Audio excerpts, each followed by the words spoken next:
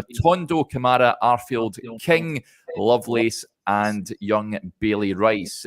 Johnny, your initial reaction to the team news that's just dropped? Yeah, I think it's roughly what you would expect. Connor Goldson and Ryan Kent probably, well, certainly Goldson wrapped cotton wool for the Celtic game, and no chances taken with Ryan Kent. I know he was coming back to fitness, so you go up there. It's a game where you don't have that same level of stress that you would normally associate with going to Pittodrie, because we all know the league's over. Celtic drew yesterday, but it is what it is after the defeat at Parkhead. There's no other way to put it.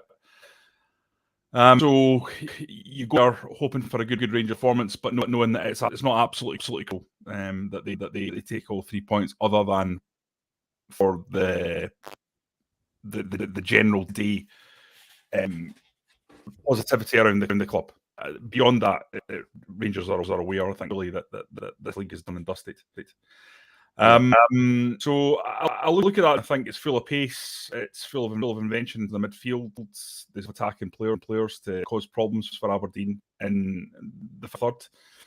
There's an Aberdeen side banging form and in excellent condition. So I think it'll be a good game. How's my mic doing? I'm seeing. It did look like it was rectified prior to coming on, Johnny, but is popping again. Teddy Bear says there's a delay on your end, Johnny, with your mic. So he's fixing that as we speak, folks. Hopefully you can troubleshoot that. Let us know in the comments what you make of today's team. That's sorted. Yeah, fantastic stuff. As a team, I predicted on our predicted lineups, myself and Stevie Clifford. In fact, it is not my team, actually. Stevie Clifford predicted the same 11 that would have started against St Mirren. I had Matondo in there as opposed to Sakala, but listen, I think we'll see Matondo at some point. Mike will be able to touch on in this pre-match press conference of the injury situation and the players that are still missing, namely Connor Goldson and Ryan Kent. He says that those two will be back next weekend. Listen, it's a big day, I think, for the likes of for both Suter and Davis, especially John Suter, I would say. There were question marks over the goals lost to St Mirren last weekend with that centre-back pairing. John Suter will no doubt be wanting to keep hold of his place next week when they take on Celtic in that semi-final. But Connor Goldson waiting in the wings. Johnny, it's a big day, I think, for John Suter. He has to impress today to put him in the manager's thoughts for next weekend. And just, I know that Connor Goldson, Rangers have missed him, but is it as simple as Connor Goldson comes back and he comes straight back in for John Suter? Yeah, Derek, I don't know. Still getting a lot of comments about the quality of the. I think we need to weigh and perhaps have a look at this again.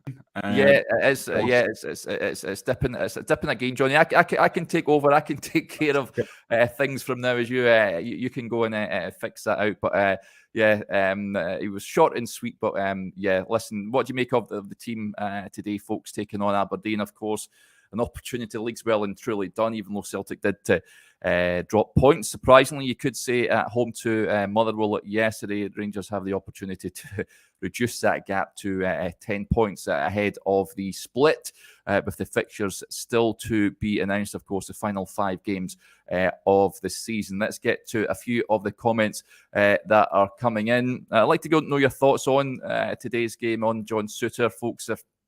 I feel it's a big afternoon for him. There were, as I mentioned, question marks. Of course, he and Davis had those 2 costly mistakes at Parkhead a couple of weeks ago. Last week, the goals lost against St Mirren were poor. And of course, the huge Scottish Cup semi-final coming up next week is a massive game, especially for John Suter, I feel, this afternoon. Let's get to a few of the comments that are coming in. There's one that caught my eye just there on Yanis Hadji. Alan Kelly, afternoon, Alan. I would have liked Hadji to start, to be honest. I don't think Beale wants to play him as he's been fit for a while now, but needing game time. I don't think he'll get a game again. I think there will be opportunities after next week. I think there is genuine shouts for a bit of freshening the squad up, giving fringe players an opportunity, but with that huge game on the horizon, Alan, I don't think he's... well, we've seen with the team that he selected that he wants to keep it as strong as possible before looking to give players game time. But I fully expect Janice Hadji to get more of an opportunity after next week's game. John Moffat says, dreading this with Suter and Davis at the back. Yeah, you're not the only one, John, but listen, they're two good players, they're two good ball carriers. As a new partnership, of course, they were just thrust in together at Parkhead. Last week was disappointing. Today they will be tested. Of that, there is no doubt. I know there's not much to play for in terms of as far as the league is concerned, but it's Aberdeen's Cup final up there, isn't it? They'll always raise their game when Rangers come calling. And just on Aberdeen, I'll give you an idea of how they are lining up this afternoon. Roos in goal, Ross McCrory skippers the side, Scales, Miovski, Duke, Ramadani, Hayes, Pollock, Clarkson, Duncan, and McDonald.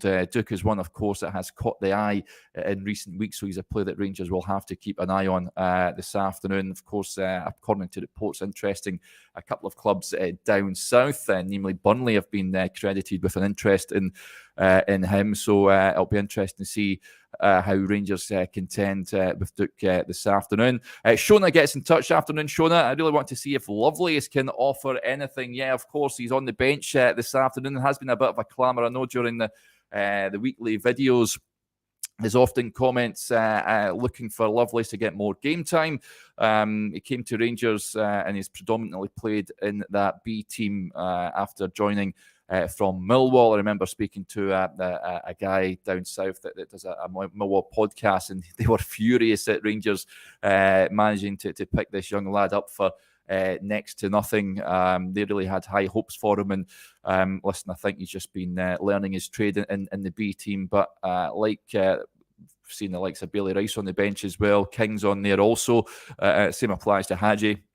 If we don't see them this afternoon, I'd imagine we'll be seeing a lot more of them for the final 5 games of the league season. But as an interesting one, especially Rangers at the moment, a bit light up top. No Antonio Cholak, of course, he's injured. No Kamar Roof until the start of next season. And even if that is the case, then we don't hold out much hope that we'll see him anytime soon. So they only have really Alfredo Morelos up top. Fashion Sakala, of course, will support Morelos this afternoon, but that side, you're really struggling for forward players, so I can see why Lovelace has been added to that matchday squad. And listen, I'm like you, Shona, I would like to see more of him. And incidentally, I've just spotted your profile picture there, which is quite comical as well. But yeah, good point, Shona. I absolutely agree. Would like to see young Lovelace and Bailey Rice for that matter as well. Of course, we've seen him at the Tony Macaroni a couple of months ago when he came on and made his debut for Rangers. Certainly high hopes for him as well. So I'm looking forward to seeing a few of the young boys going forward. Just on Danny O'Donnell, emergency phone alert today, penalty to Rangers, things you love to see, isn't it? I actually never got my alert to my phone. Let us know if you got your alert, folks. I was all prepared, waiting for my phone to buzz off, but yeah, no alert for me. So yeah, but if Rangers get a penalty today, then you fully expect James Tavernier will be stepping up, and let's hope he hits the back of the net this time. I know he missed a penalty against St Mirren last week, but yeah, listen, I was going to say it's a big game. There's not much to play for. We did speak during the week how I think I used the term dead rubbers from here on in terms of the league, and there was a comment quite rightly saying that Rangers don't play dead rubbers. Yeah, of course, as Todd Cantwell said in his pre-match press conference ahead of this game, there's still plenty to play for. They're looking to finish the season strongly and head into next season with plenty of optimism. And of course, with that game, as I mentioned, looming large next week, then it's important Rangers don't take their foot off the gas, because that is absolutely huge next week. Of that, there is no doubt about it. Right, let's get to a few more of the comments. Just on the buzzer, Dave Fulton says, check your settings, Derek. It may be off by default. I got mine fine. Yeah, to be honest, I can't even be bothered checking. But thanks for your kind words anyway, Dave. But let's get to a few more comments before we wrap up ahead of the game at 4:30. Just to give you a bit of an idea of what's coming your way. Of course, as ever on the Rangers Review, we'll have the player ratings, which they'll be posted on the website hopefully as soon as the final whistle blows, and hopefully we're talking about another Rangers victory under Michael Beale. There will be a post-match reaction video, all things being well as well. Hopefully we'll get Johnny back on, technology permitting, and we'll also have all the reaction from the game itself, from the manager Michael Beale, and all the reaction from Pittodrie. You'll see that on our website, of course, and the social media channels as well. Derek Muir gets in touch. I'm assuming Kent is away to Burnley soon, as not in the team. Well, he is still out with that knock, Derek. Michael Beale did touch on that. He should be back next week for that semi-final. But there is a more broader question, I think, to ask whether, and it's something that me and Stevie Clifford brought up during the week, should he be heading for pastures new next season? Is it now time for Rangers to look at other options, players that will be contracted to the club next year, a la Fashion Sakala and Rabbi Matondo, who of course came on over on that left-hand side, set up the goal for Morelos. I thought he did reasonably well, Rabbi, when he came on last week. And as I mentioned earlier on, he was in my starting predicted lineup to start this afternoon. Sakala's been given a nod, but don't be surprised to see him at some point. But with Ryan Kent's future, of course, unclear, there seems to be a lot more supporters thinking his time is up, and Rangers should look at different options. And of course, I think a move to Burnley would be a cracking move for Kent after 5 seasons in Scottish football, which is a long time in football, particularly in Scotland, when you're playing the same teams so regularly as well. So would not begrudge him if he wants to pursue a different challenge, and especially down south in the Premier League. I think it would present a very good opportunity for him. James Skeen raises a point. Of course, Michael Beale on Sky seemed to say Kent is staying on Sky. I've not seen that interview, James, but I'll have a quick look at it after this. It'll be interesting to see. Always is interesting to see hear what the manager has to say, of course. Just a quick reminder then, folks, of that Rangers team. It is the same 11 that started against St Mirren last week at Ibrox. So it's McGregor in goal, Tavernier, Suter, Davis and Barisic at the back, a midfield of Raskin, Lundstrom and Tillman and Cantwell supporting Sakala and Morelos up top. The Rangers bench up at Pittodrie consists of McLaughlin, Ridvan, Hadji, Matondo, Kamara, Arfield, King, Lovelace and Bailey Rice. So that is how Rangers line up this afternoon. Hopefully they can do the business up there at Pittodrie. Of course, they did well last time they were up there in one of Michael Beale's first matches in charge, when Scott Arfield was the hero, the late hero, with 2 late goals. Hopefully they can get the job wrapped up sooner than they did up at Pittodrie on that occasion. But listen, as I mentioned earlier on, it's always Aberdeen's Cup final. They'll be well up for it.